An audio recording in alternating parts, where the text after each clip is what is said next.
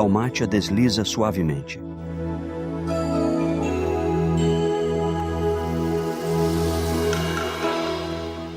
A bordo, viajaremos mais de 5.000 quilômetros, dos fiordes do sul da Noruega a Spitsbergen, onde a natureza permanece intocada. Durante 2 semanas, viveremos uma aventura incrível sob o sol da meia-noite.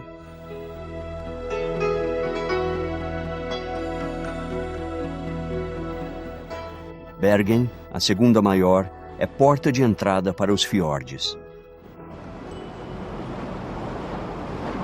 Caminhando pelos cais deste porto viking, entra-se no coração da cidade antiga.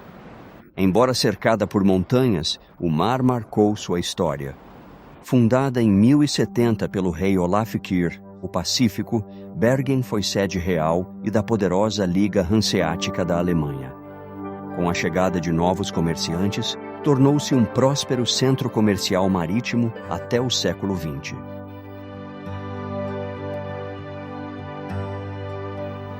Hoje, tendo sobrevivido aos incêndios que devastaram a cidade, casas adornam as ruas, exibindo suas fachadas de madeira pintada. São meticulosamente cuidadas, provando o apego à história dos habitantes, o que torna Bergen a capital cultural e turística da Noruega.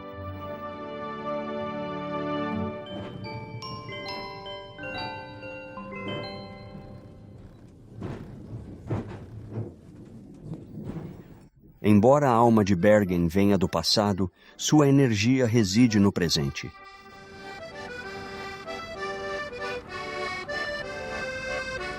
Basta um passeio no mercado de peixe junto ao porto.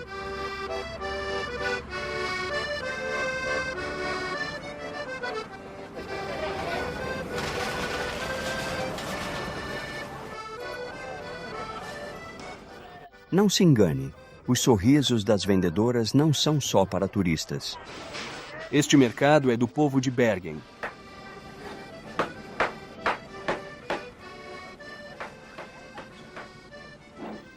Caminhando pelo porto, chegamos a Bryggen. Bergen foi a capital da Noruega até 1299. Holandeses e escoceses se estabeleceram no outro lado do porto e os noruegueses deste. Então, a Liga Hanseática veio para Bergen. Hanseático é uma associação comercial.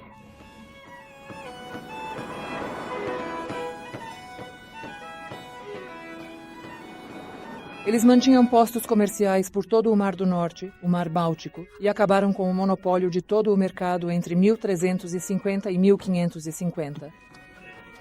Nós dependíamos mais do trigo alemão do que eles do nosso peixe.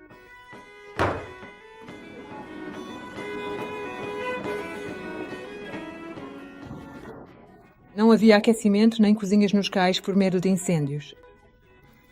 Então, a cada incêndio nos cais, os detritos eram jogados na água, e assim ganhamos cerca de 240 metros de espaço sobre a água. O último incêndio aqui foi em 1955. Cerca de 1/4 dos cais queimou. Foi uma tragédia, mas nos permitiu descobertas interessantes sobre a Idade Média.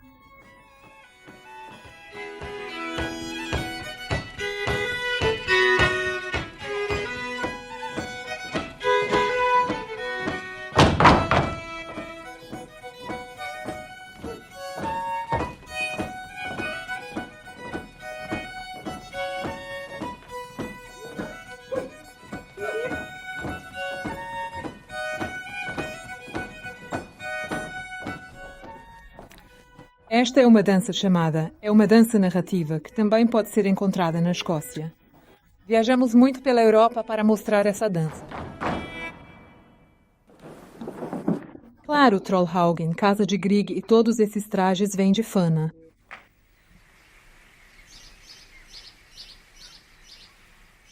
Ah, Trollhaugen. Aqui, Grieg, compositor de Peer Gynt, relaxava com sua esposa, Nina.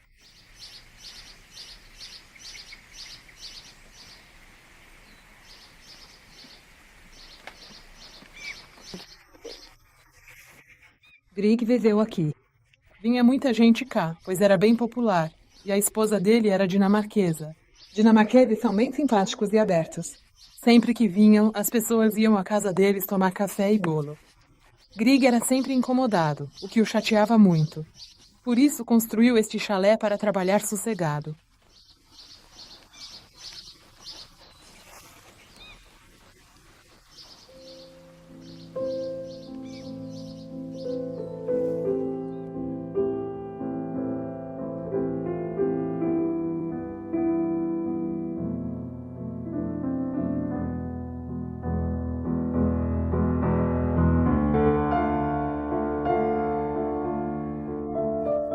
A música de Grieg representa a natureza da Noruega.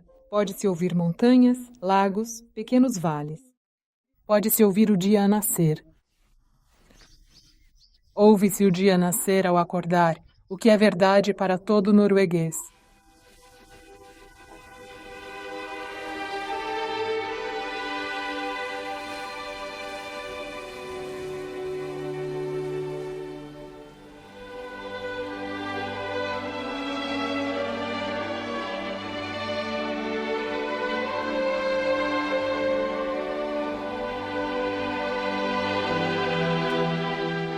Deixamos Bergen sob sol radiante, que queima o horizonte.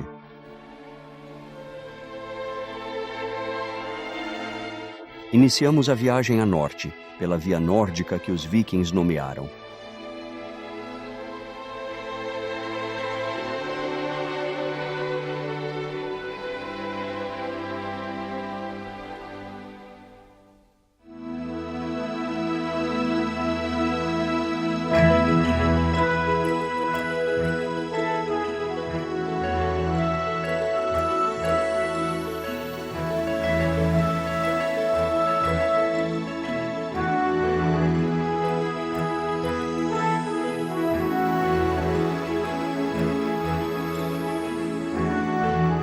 Rodeados por picos nevados, entramos na terra dos fiordes.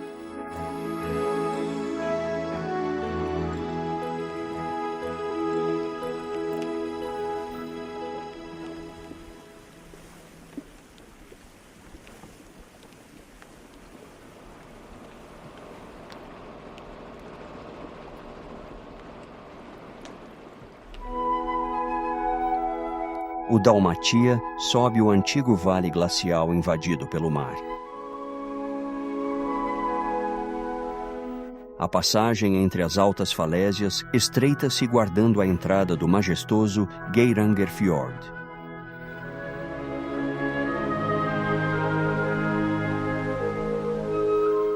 Passamos pelas 7 irmãs, cascatas que cobrem as paredes rochosas com os seus véus de noiva. E entramos montanha adentro.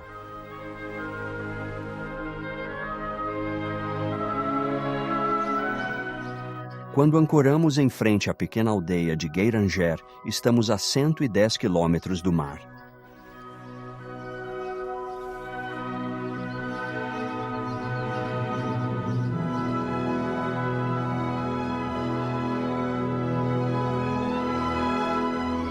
O Geirangerfjord tem uns 20 quilômetros. E a profundidade? A profundidade do Geirangerfjord varia entre 230 e 300 metros. Ele se formou há cerca de 10 ou 20 mil anos a partir da linha de gelo, à medida que o gelo recuava do país.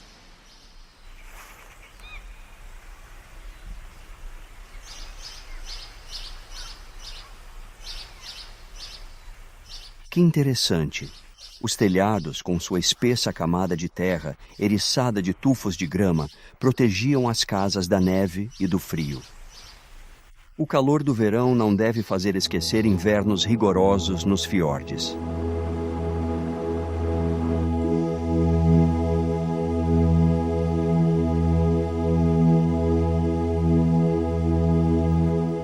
Embarcamos. Enquanto navegamos para longe de Geiranger, os passageiros se divertem.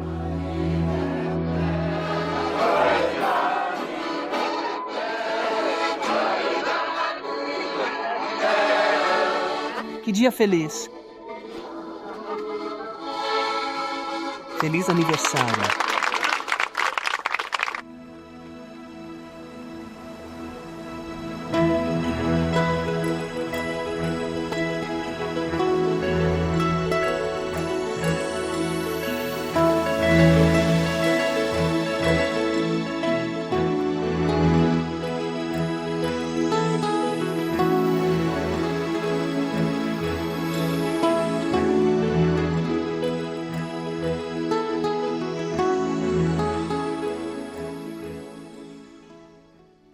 As pessoas viam trolls, criaturas na floresta quando o tempo estava assim, com neblina.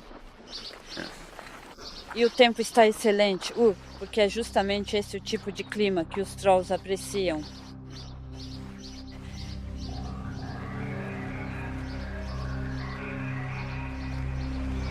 A palavra troll é um nome geral para estas criaturas porque elas podem vir em diferentes tamanhos. Grandes, pequenos, muito altos, muito gordos ou muito magros. É, portanto, um termo abrangente.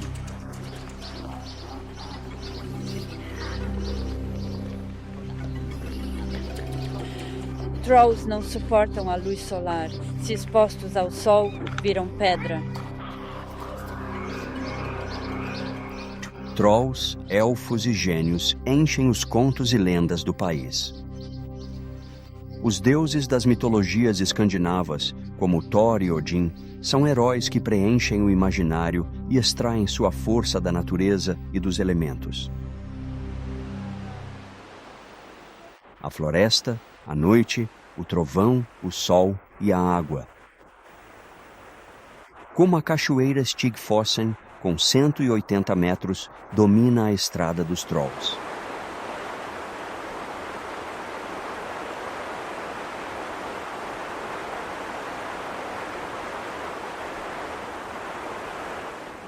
E bem atrás de nós, na cachoeira Stigfossen, podemos avistar o troll esculpido em pedra.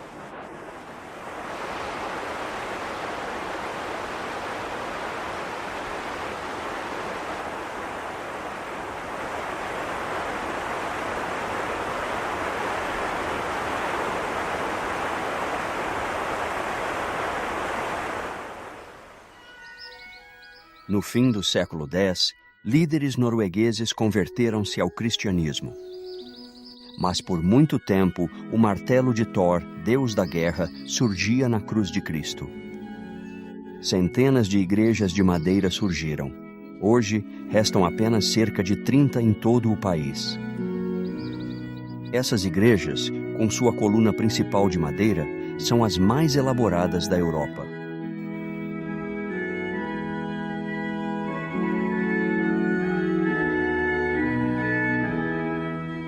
Agora estamos na igreja de madeira de Hodeven e aqui temos a representação do barco. Está aqui pendurado para simbolizar que esta parte da igreja é a nave. E os mais ricos sentavam-se à frente, os mais pobres atrás e os mais pobres de todos, na galeria. E estamos a navegar para Deus e os mais ricos chegavam primeiro.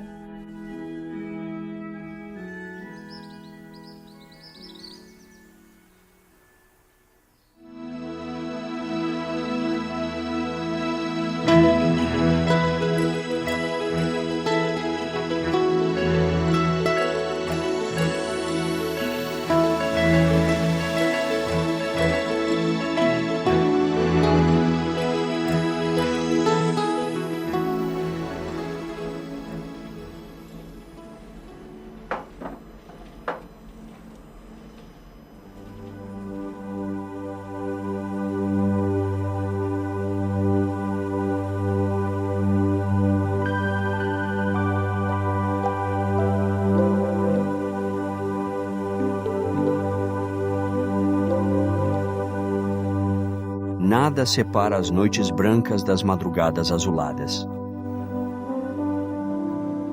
No terceiro dia de navegação, chegamos ao Círculo Polar.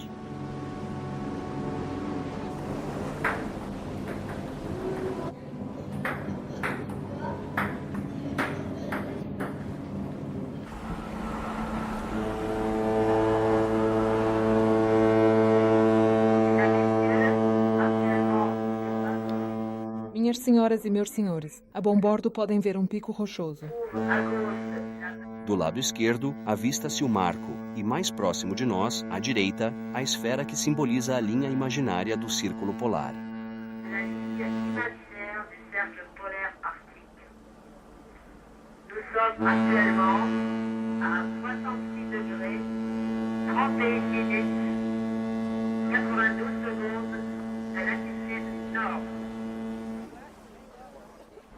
Estamos a cruzar o Círculo Polar. Quero dar-vos um certificado. Obrigado. Para as vossas memórias sobre este cruzeiro. Obrigado. PS.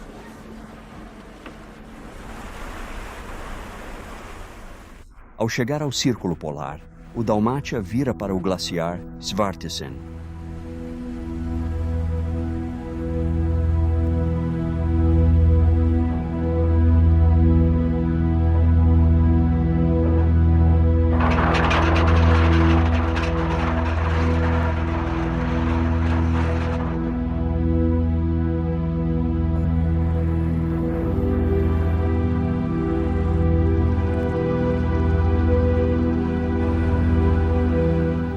O Svartisen, ou gelo negro, recebe o nome das rochas glaciares escuras que contrastam com a neve branca.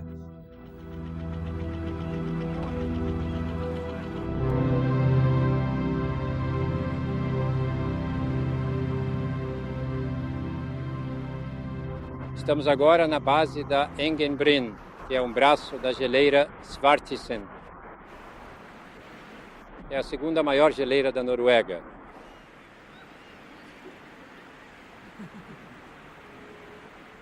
Esta geleira aqui se move entre 200 e 300 metros por ano e neste exato momento ela está parada, nem avança, nem recua. Está imóvel. Podemos ir? Sim, claro que podem. Um espectador observa enquanto nos preparamos para uma caminhada no glaciar.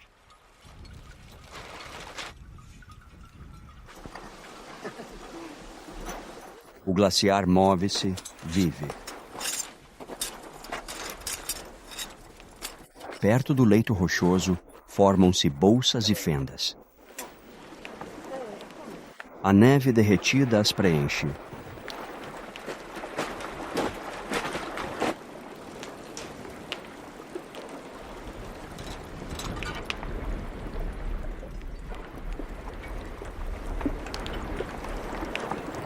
Com o guia, entramos maravilhados neste universo azul cristal.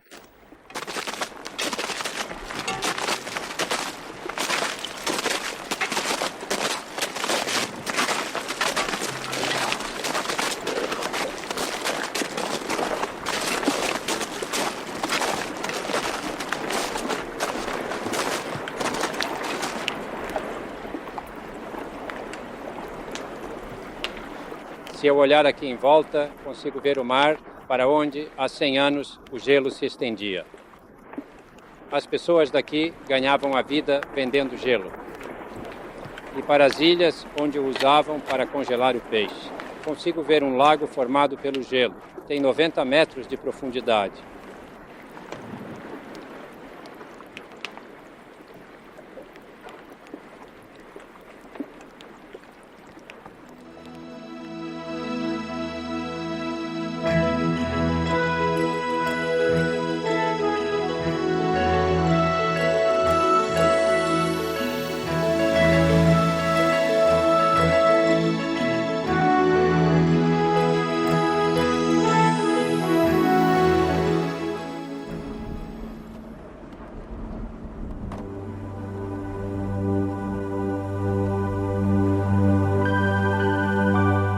É o terceiro dia no mar desde Bergen.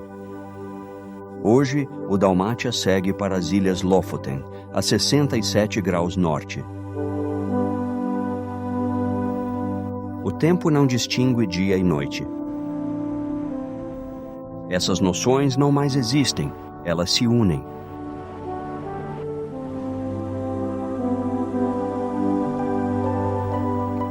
Tudo o que existe é a visão da luz brincando no mar.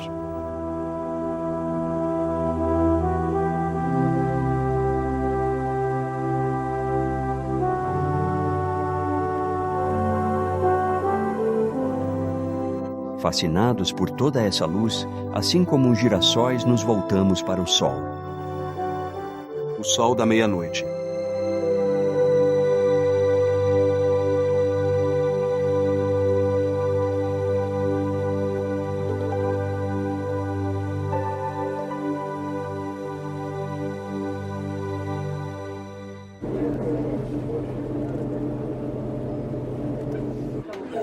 Às 2h vamos pescar bacalhau.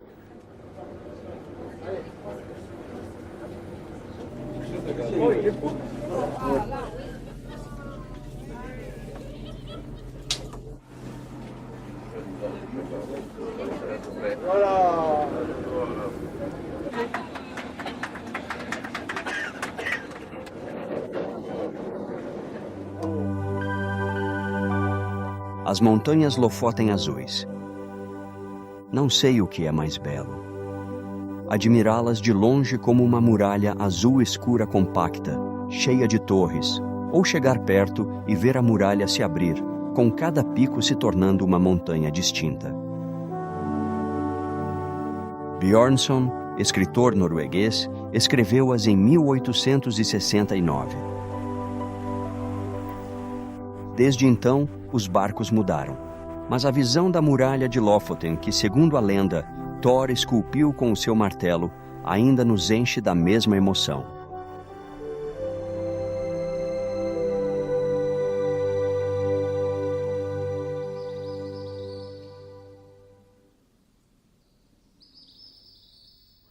As Ilhas Lofoten têm uma história por causa da pesca do bacalhau e continuam a viver dela.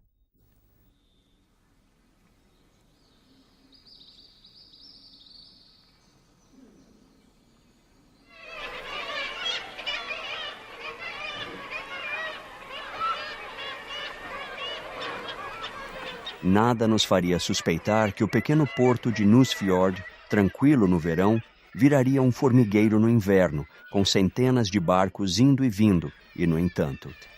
Pescadores chegam aqui em seus barcos, alugam uma rorbu.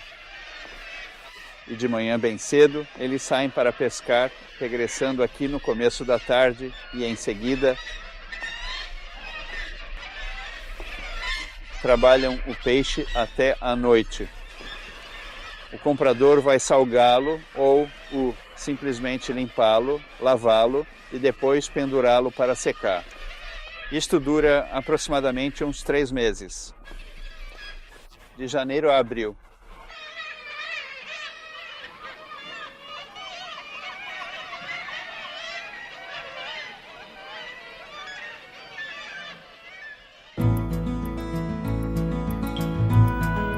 Na era viking, bacalhau seco era alimento ou moeda de troca. Para ilustrar tal tradição, um museu foi edificado. O bacalhau seco é a nossa cultura em Lofoten. Vivemos da sua produção. O homem mais importante na firma, no negócio do bacalhau seco, é o selecionador. Ele seleciona cada peixe na firma. E como é que ele faz isso? Desta forma. Em primeiro lugar, ele corta uma porção do osso do pescoço para ver melhor se a carne está branca e para cheirar e assim confirmar se é de boa qualidade. E então ele o divide em 16 qualidades diferentes. Esta é uma prensa antiga, usada até 1950. Eram 2 pessoas a operá-la e prensavam fardos de 50 ou 45 quilos. E era um trabalho extremamente árduo, de 8 a 9 horas por dia. E havia... Se 2 pessoas estivessem a prensar e você prensasse, aquele que fosse mais rápido que o outro, ao se pressionar de um lado, a prensa saía do outro, e era sempre uma competição, pois quando um homem mais velho e um mais jovem prensavam juntos, o mais velho desejava demonstrar ao mais novo que era mais inteligente do que ele. Então era sempre uma competição e a prensagem acontecia muito rápido.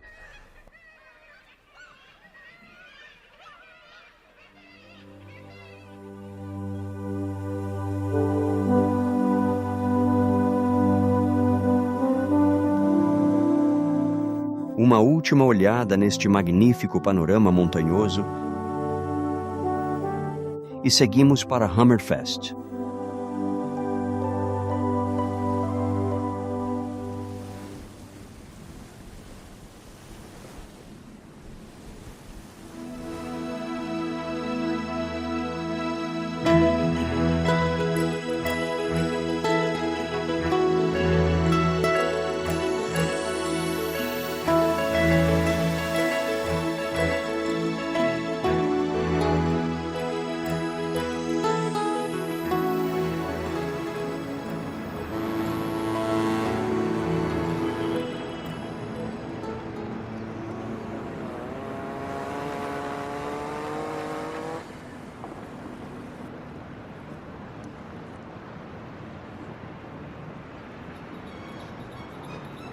Hammerfest está na latitude 70 graus e 39 minutos norte. É a cidade mais setentrional do mundo, desde que recebeu seu foral em 1789. Com 7.000 habitantes e renas livres no centro da cidade.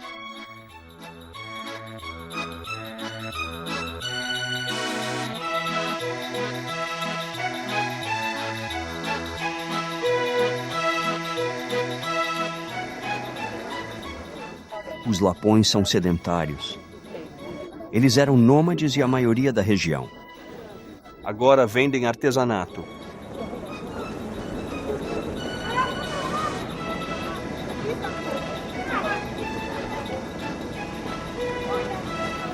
Um urso. A Sociedade do Urso Polar. Símbolo da cidade?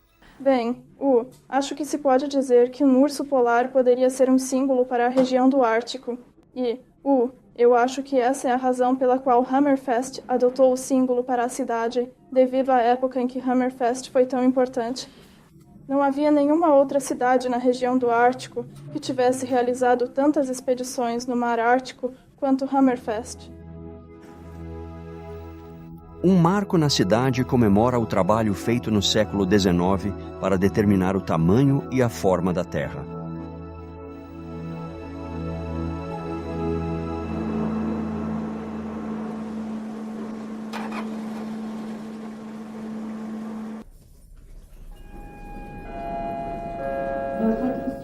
Atenção, por favor. Informo aos passageiros que em breve, no salão principal, Terry Fisher apresentará o documentário O Senhor do Ártico.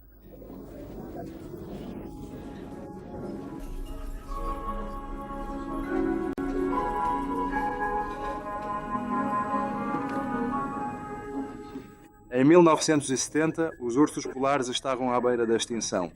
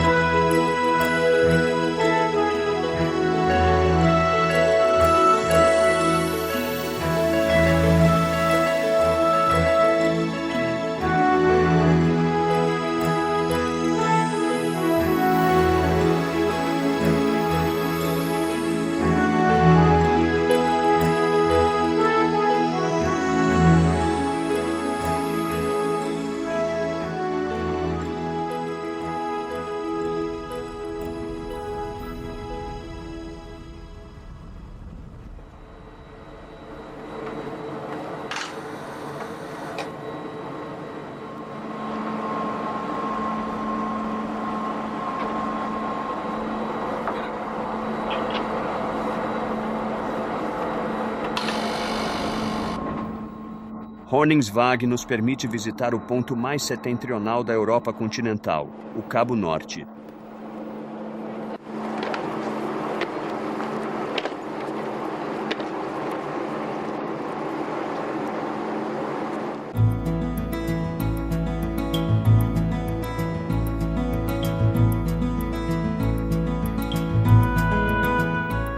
Nesta estrada que leva ao fim do mundo, à beira-mar, o Oceano Ártico Glacial que leva a Spitsbergen, ao campo de gelo e ao polo.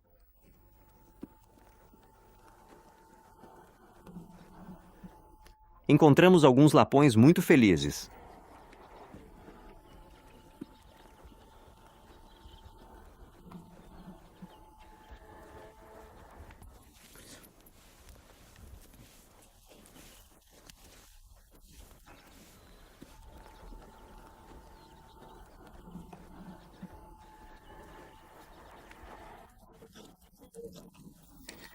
Olá, bem-vindos. Viemos aqui no fim de abril ou início de maio com um rebanho. Partimos de Cresford, que se encontra a cerca de 300 quilômetros daqui. Levamos 10 dias para a costa. Chegando aqui, usamos um pequeno barco militar para Maguroy.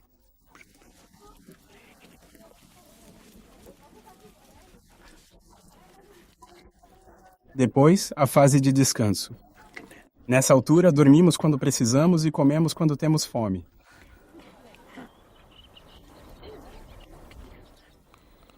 O que significa o sol da meia-noite para si? É vital para nós, pois o inverno é rigoroso. Passar os verões sob o sol da meia-noite é maravilhoso.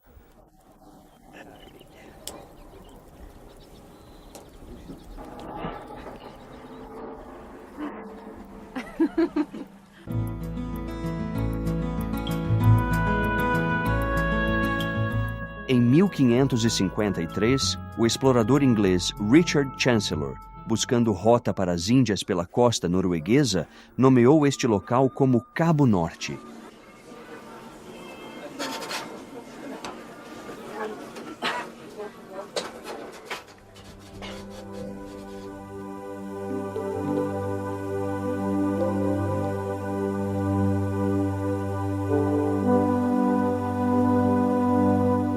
Hoje, pessoas de todo o mundo vêm a este penhasco sobre o Oceano Ártico Glacial para admirar o sol da meia-noite, que brilha sem parar de 14 de maio a 30 de julho.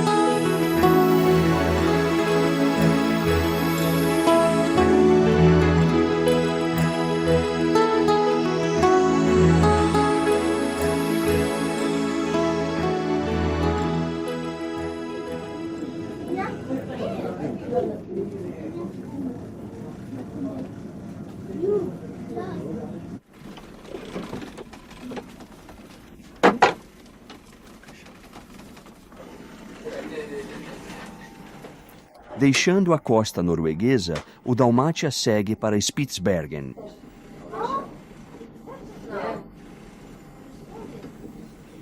Em 1194, os vikings mencionaram uma terra, a 4 dias da ilha, e descobriram o arquipélago de Svalbard, a Terra Fria. Desejado há muito, um tratado de 1920 concedeu o arquipélago à Noruega, permitindo aos signatários explorar suas ricas minas. Assim, chegamos a Longyearbyen, uma vila com 1000 habitantes que deve o seu nome ao americano Longyear, que explorou as suas minas de carvão no início do século. Porém, a economia de Spitsbergen inicia bem antes. Em 1607, Henry Hudson declarou que as baleias eram como carpas em um aquário. Começa então a caça intensiva. É verdade o que dizes, no século XVII, caçávamos baleias, principalmente baleias. Caçávamos animais em terra pela pele. Desde o início do século, as minas de carvão são nosso recurso principal. Em Longyearbyen, subimos a mina. De facto, os depósitos encontram-se no alto.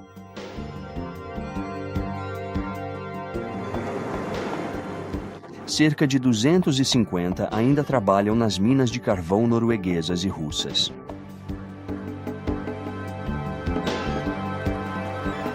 A 1.300 quilômetros do polo e na noite ártica, o entretenimento é raro, então as pessoas vão à igreja beber um copo. Estamos na capela da igreja, a igreja mais setentrional do mundo. E este é um lugar onde as pessoas se podem encontrar. Estamos no salão social, que está ligado à igreja, porque uma igreja nesta pequena comunidade tem mais funções do que apenas a espiritual.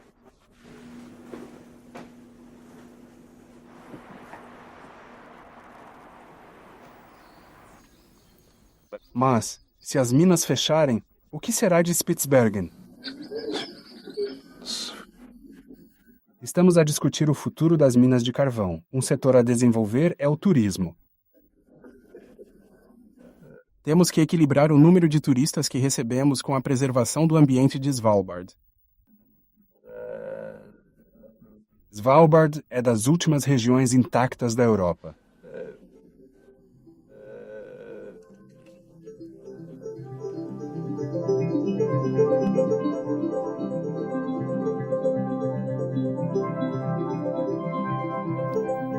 Esta parte da viagem trará descobertas e maravilhas.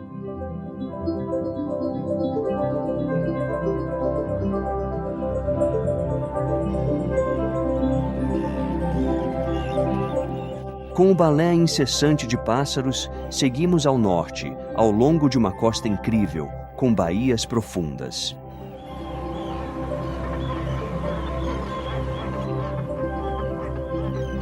Bahia Rei, Cruz Bay. Nessas baías, geleiras azuladas gigantes, com mais de 50 metros, estendem-se majestosamente ao mar.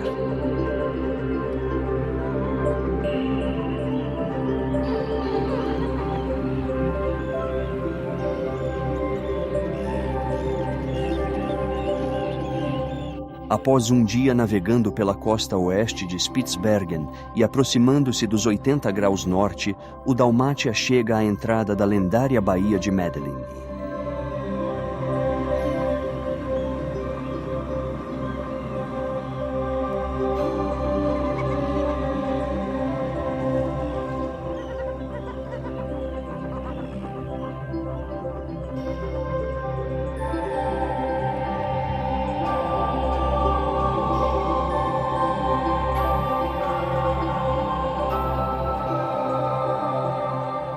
O Tratado de 1920, que cedeu Spitsbergen à Noruega, exige que o país preserve a natureza, especialmente a vida selvagem. Hoje, boa parte do arquipélago é de parques e reservas, regulados para a vida selvagem viver em paz. Pode atingir 2,5 metros e pesar 350 quilos. É a foca barbuda.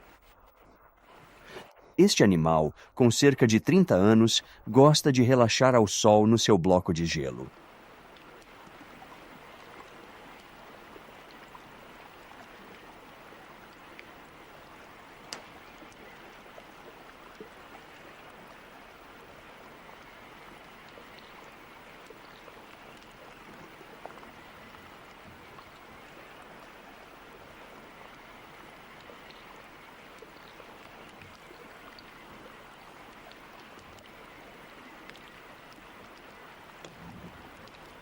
Raramente caçada, a foca barbuda não é tímida e se aproxima.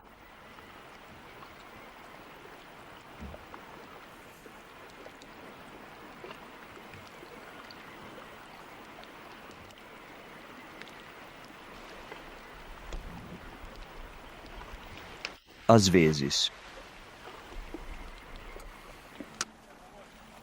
Nem todos têm uma camada natural de gordura protetora.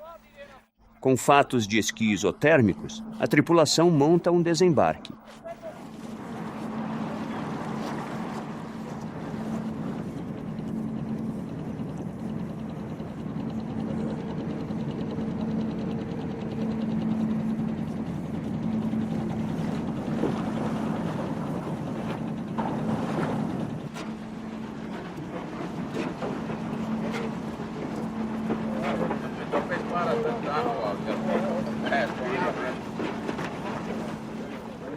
Este equipamento protetor é eficaz, mas vamos nos aquecer no bar.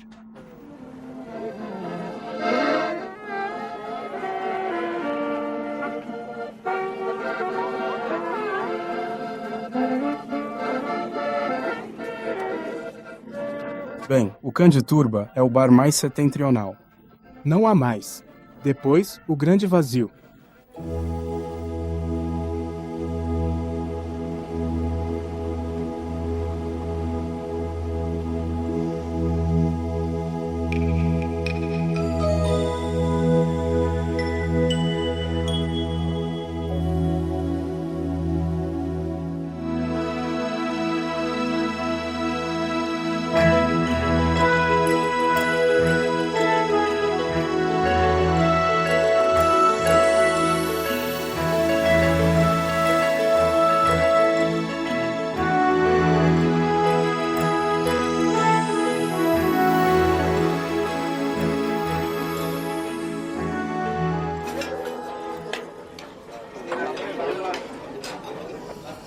Gostaria de saber a quantos metros da área de gelo estamos no momento?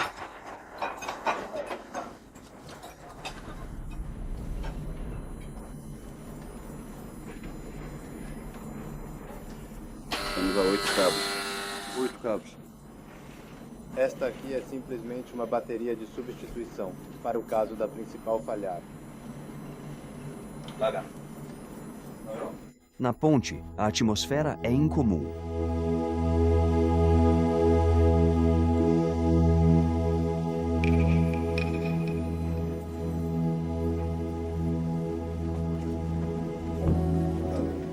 Rodeado pelos oficiais, o capitão, que é sempre sorridente, parece um pouco tenso. Você sabe ou você sente que estamos perto do gelo? Estamos agora a aproximadamente 3 milhas da barreira de gelo. Como é que sabe? Vi no radar. O radar? Estamos longe da Baía de Madeline? Estamos a uns 136 quilômetros, sim, da Baía de Madeline. E este, será o ponto mais a norte do cruzeiro? Sim, agora 80 graus e 32 minutos norte.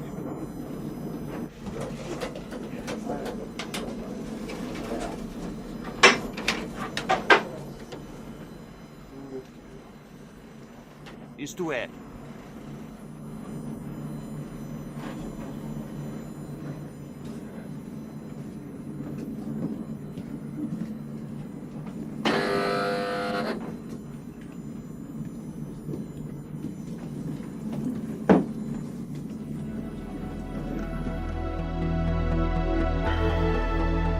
do nevoeiro surge um campo de glaciares.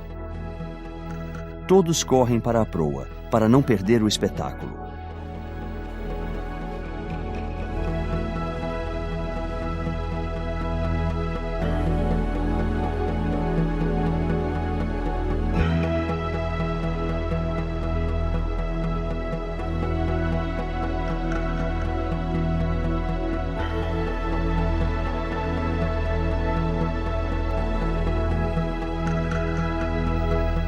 Neste momento, não espantamos. Estamos emocionados.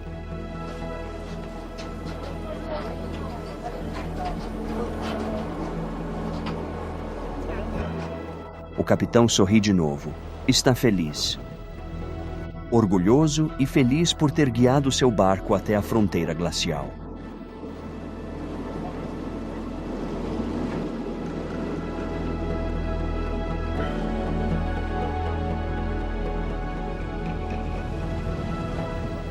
À frente, o Polo Norte está a menos de 900 quilômetros.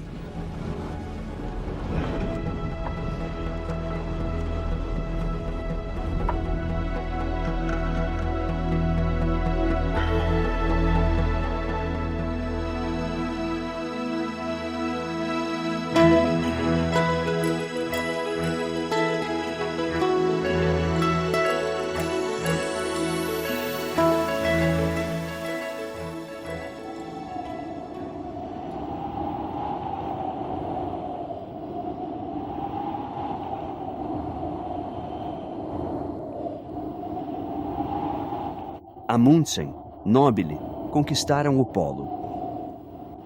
No início do século, o mundo vibrava com suas aventuras.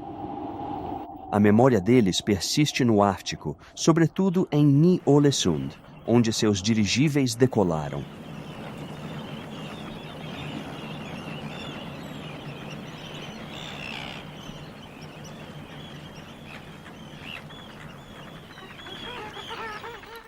Situada na Baía do Rei, Ny-Ålesund é hoje uma base científica, reunindo pesquisadores para o estudo do Ártico.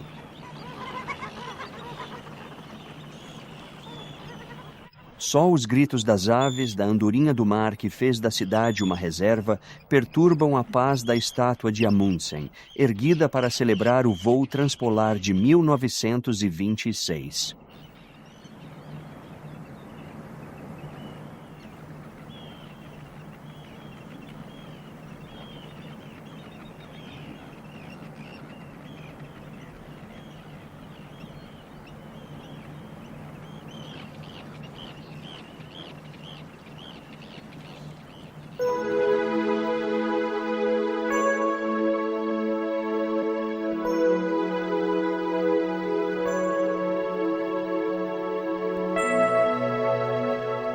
A última mina foi abandonada em 1958 e a locomotiva de 1917 apenas testemunha o passado.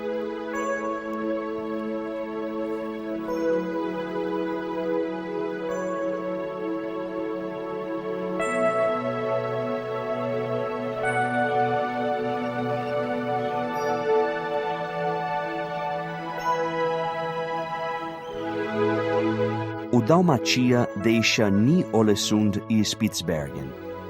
Pela primeira e última vez, o cruzeiro ruma a sul.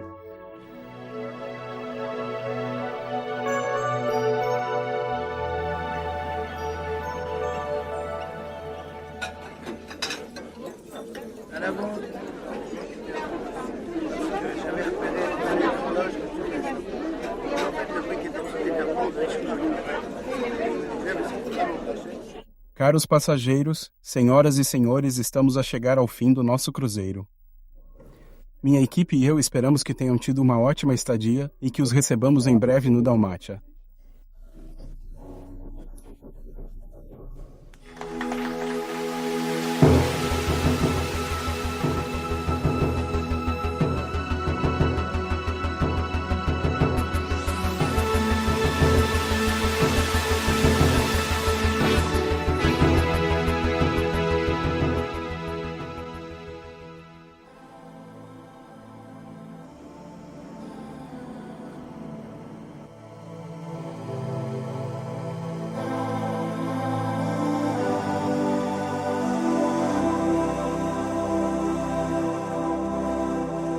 Nossa viagem se encerra com uma visita à impressionante Catedral do Ártico em Tromsø, mas a nossa lição derradeira é apresentada no topo do observatório.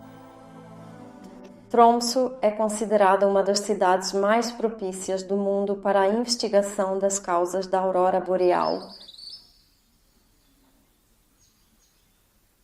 É o nosso modo de vida. É a forma de viver dos noruegueses do norte, ter luz mesmo durante a noite. É emocionante e realizamos muitas atividades. Por exemplo, vamos pescar à 1 da manhã. Por isso, é bastante agradável. Quando você sai de um restaurante às 4 da manhã, ainda tem a claridade lá fora, e isso acontece porque vivemos numa latitude tão setentrional como esta. Vivemos acima do Círculo Polar Ártico e o sol nunca se põe, por isso fica visível todo o dia e toda a noite.